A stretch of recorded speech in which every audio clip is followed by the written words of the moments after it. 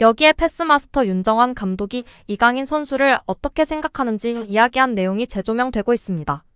이강인 선수는 현대 축구에서 부족한 플레이메이커들을 대체하며 독특한 선수로 주목받고 있다고 생각합니다. 대표팀 경기에서 그를 처음 봤을 때 그의 훌륭한 플레이에 감탄하며 놀랐습니다. 이강인 선수는 어려운 패스를 손쉽게 주어 경기를 컨트롤하며 멋진 플레이를 보여줬습니다. 패스를 통해 득점 기회를 만들고 그의 패스에는 강력한 임팩트가 있다고 생각합니다. 현대 축구에서는 생각하고 일단 보고 판단하는 시간이 축구에서 매우 길어지면 경기에서의 기회를 놓칠 수 있기 때문에 기술 향상을 위해 많은 노력과 경험이 필요합니다. 현대 축구는 빌드업을 중요시하여 매우 안정적인 축구를 하기 때문에 도전적인 플레이를 제한할 수 있는 경향이 있습니다. 하지만 패스를 통해 공간을 활용하면 공격 기회를 창출할 수 있고 그런 패스를 잘하도록 훈련하는 것이 중요한데요. 이러한 부분들을 이강인 선수는 완전히 마스터하고 있고 다른 선수들보다 월등하기 때문에 돋보이는 것 같습니다. 패스는 공간에 넣어줄지 발밑에 줄지 계산하여 판단하는데 뛰는 선수에게 발밑에 패스하는 것이 어렵고 복잡합니다. 파악과 계산을 통해 개개인의 선수 특성에 맞게 패스를 해야 하는 것이 훌륭한 패스라고 생각합니다. 패스를 넣는 선수는 상대 수비 위치 파악과 패스 가능성을 고려해서 해야 하기 때문에 상당히 퀄리티 기술적인 선수라고 봐야 해요. 이러한 패스를 하는 이강인 선수는 정말 대단한 선수로 존중해야 합니다. 특히 압박이 강력한 상황에서도 자신의 플레이와 압박에 능숙하게 대처하는 뛰어난 실력을 보여주었는데 정말 놀라웠습니다.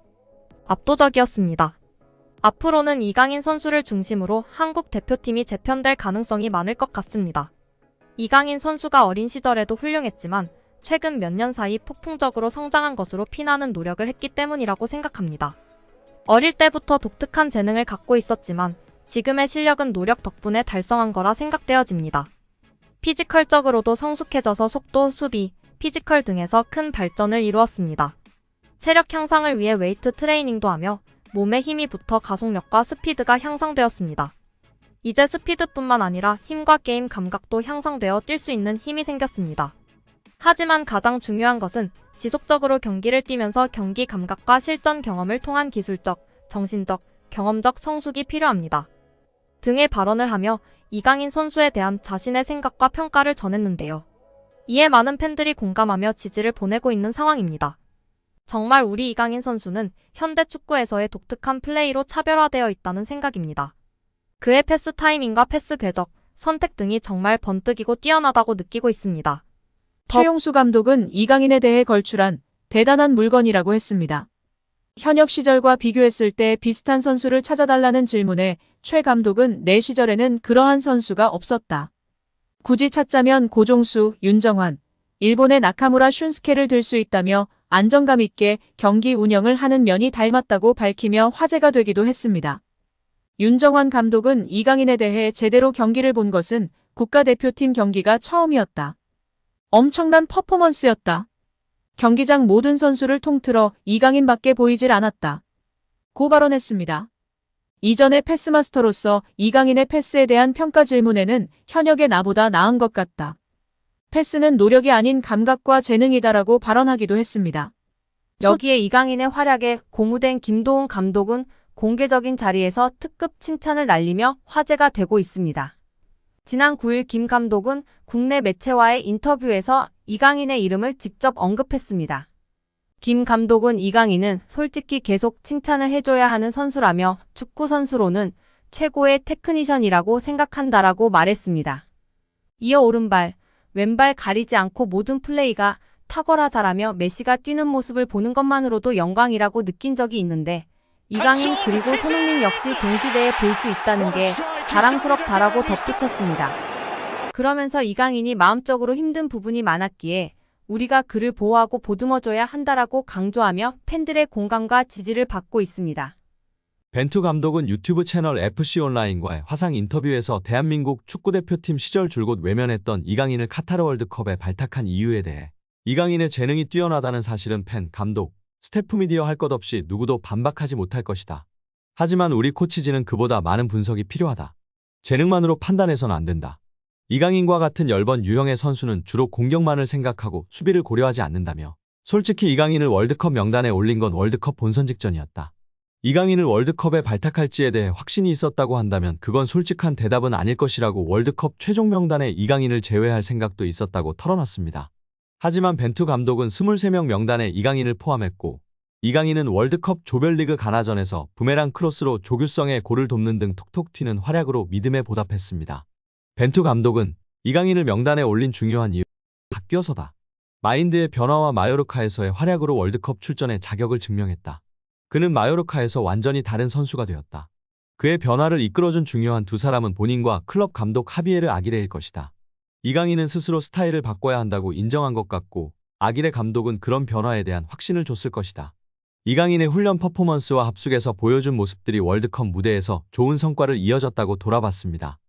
여기에 최근 볼만찬 기자들 유튜브 채널에서 한국 축구의 레전드 고정훈 김포 감독님의 극찬이 화제가 되고 있습니다. 손흥민 선수는 말할 것도 없이 최고다. 프리미어리그에서 그렇게 활약하고 득점왕을 한다는 것은 정말 믿을 수 없는 일이다.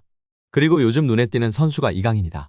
작년까지만 해도 저 피지컬로 과연 유럽에서 살아남을 수 있을까라는 생각이 강했던 선수였다. 올해 그의 퍼포먼스를 보면서 완전히 생각이 바뀌었다. 정말 최고다. 기술이 최고인 것은 물론 눈빛이 다르다. 악발이 근성이 있다. 기질이, 승부욕이 장난이 아니다. 저런 모습을 특히 배우라고 선수들에게도 이야기하고 있다. 기술이 최고인 것뿐 아니라 악발이 근성으로 뛰는 모습이 있기 때문에 어린 시절부터 그런 모습이 보였었다. 그러니 살아남는 것이고 최고가 되는 것이다. 앞으로도 더 좋은 모습을 보여줄 이강인 선수이다. 라며 극찬했습니다. 옆에 있던 축구 전문 기자들도 레알과의 경기에서도 주눅들지 않고 자신의 퍼포먼스를 보여주고 라모스에게도 강하게 태클하는 등 승부욕과 감독님이 말한 근성, 기질이 보였던 것이 정말 대단한 것 같다. 레전드분들이 다들 이강인을 언급하고 극찬하고 있다며 동조하였습니다. 이강인의 인성이 재조명되고 있습니다. 두 차례 SNS 사과 이후 직접 태국전을 앞두고 선수들은 훈련하고 있는 배경 삼아 사과를 하기도 했던 이강인 선수인데요. 이제는 완전히 탁구게이트가 막을 내렸고 축구에만 집중하고 있는 상황입니다. 이러한 상황 속 지난 이강인이 형들에게 했던 일이 재조명되며 화제인데요. 지난 U20 월드컵 때 형들이 장난이 심했다고 인터뷰하기도 했던 점이 부각되던 이강인이었지만 이러한 모습은 부각되지 않았었죠. 다시금 이강인 선수가 U20 월드컵 형들 향한 마음이 부각되며 화제입니다. 이강인은 생일을 맞이해 U20 대회에 함께 출정했던 선수들에게 선물을 전달한 것으로 알려지며 훈훈함을 더했습니다. 지난 19일 오후 이규혁은 개인 인스타그램 스토리를 통해 이강인에게 받은 선물을 공개하며 고맙다는 메시지를 남겼습니다. 이규혁 등 U20 멤버들을 통해 공개된 선물 내역은 일회용 마스크, 주전부리, 스타벅스 충전 카드 등이었습니다. 또한 이강인은 선물을 준비하며 편지를 남기기도 했습니다. 이강인은 편지를 통해 경기장 속에서도 밖에서도 우리나라를 대표해 매순간 최선을 다한 진짜 사랑하는 형님들. 제가 정말 힘든 시기에 옆에서 많이 응원해주고 자신감을 넣어줘서 큰 힘이 됐다. 고 전했습니다. 이강인은 저 때문에 형들이 많이 힘들었을 것 같다. 제가 진짜 많이 미안합니다. 라며 형들보다 2살이나 어린 제가 장난치고 까불어도 재미있게 받아주고 한 번도 힘들다는 내색 안에서 정말 고마웠다. 는 말을 남겼습니다. 해당 사진이 공개된 이후 SNS와 온라인 커뮤니티 등을 통해 퍼져나갔었습니다. 이를 본 네티즌들은 막내가 생각도 깊네. 자기 생일에 형아들한테 감사 인사라니. 진짜 너무 보기 좋아요. 이 팀 우정 영원했으면 좋겠네. 강인이 진짜 귀여워. 예뻐하지 않을 수 없는 막내. 편지지도 본인처럼 귀여운 것음. 등 다양한 반응을 보였었습니다. 이강인의 생일에 맞춰 대회에서 함께 호흡을 맞췄던 최준, 정호진, 황태현, 이상준, 엄원상 등이 사진을 공개하며 축하 메시지를 전하기도 했습니다. 또한 자신을 프로 데뷔해주었던 발렌시아이지만 갑작스럽게 내쳐지며 큰 상처를 준 발렌시아인데도 감사 인사를 한 이강인의 인성을 조명받기도 했습니다. 이강인은 자신의 인스타그램에 발렌시아를 떠나며 마지막 소감을 남겼었는데요. 이강인은 오늘 발렌시아와 그 팬분들께 존중의 의미를 담아 작별을 고한다. 이제는 제가 큰 희망을 품고 발렌시아 952 아문트를 외치며 제 앞에 있을 미래에 맞서겠다. 라고 입을 열었습니다. 그러면서 저는 발렌시아에서 선수뿐만 아니라 인간으로서 성장했다. 발렌시아 아카데미에서 배워온 것들은 저의 미래를 바른 길로 인도해줄 모터가 될 것이다. 라고 했습니다. 끝으로 그는 모든 동료, 코치진, 스태프들께 항상 감사드린다. 특히 저에게 진정한 축구인의 열정을 알려주신 모든 발렌시아 팬 여러분들의 애정에 무한한 감사 인사를 드린다. 라며 작별 인사를 고했었습니다. 장난기 많은 이강인 선수가 실수를 했던 점을 겸허히 인정하고 용기 내어 사과를 했습니다. 이제는 모든 축구 팬들은 손흥민 선수와 함께 한국 축구를 잘 이끌어갈 수 있도록 격려와 지지를 해야 할 때라고 생각이 듭니다. 2024년 6월 손흥민 선수는 한 여성 어씨로부터 충격적인 연락을 받았습니다. 씨는 손흥민 선수에게 당신의 아이를 임신했다며 초음파 사진을 보내왔고 이 사실을 폭로하지 않는 조건으로 3억 원을 요구했습니다. 당시 손흥민 측은 해당 사실이 언론에 알려질 경우 자신과 소속팀에 큰 피해가 갈 수 있다고 판단해 3억 원을 지급하고 비밀 유지각서를 작성하게 됩니다. 그런데 문제는 여기서 끝나지 않았습니다. 이후 씨와 연인 관계였던 B씨가 이 사실을 알게 된 뒤 다시 손흥민 측에 연락을 합니다. 그는 이런 각서가 있다는 사실 때문에 씨와 결혼할 수 없다고 말하며 위약벌 조항이 과도하다는 이유로 문제를 제기합니다. 처음에는 합리적인 협의처럼 들릴 수 있었지만 이후 B씨는 손흥민 측의 자료를 언론사에 넘기겠다며 7천만 원을 요구했습니다. 결국 손흥민 측은 더 이상 협박에 휘둘릴 수 없다며 이들을 고소하게 된 것입니다. 이 사건은 크게 두 부분으로 나뉩니다. 먼저 씨가 임신을 빌미로 3억 원을 받은 1차 협박, 그리고 B씨가 비밀 유지각서를 빌미로 다시 협박을 시도한 2차 사건입니다. 법적으로 보면 씨의 행위는 공갈죄에 해당할 수 있습니다. 공갈죄란 폭행이나 협박으로 사람을 겁먹게 하여 재산상 이익을 취득하는 경우를 말하는데요. 임신 여부나 사진의 진위 여부와 무관하게 상대가 심리적 압박을 받아 금전을 지급했다면 형사처벌이 가능합니다. 또한 씨와 B씨가 협의했는지 여부도 중요한 쟁점입니다. 만약 둘이 협박을 공모한 사실이 드러난다면 공갈 공동정범이 되어 훨씬 무거운 처벌을 받을 수 있습니다.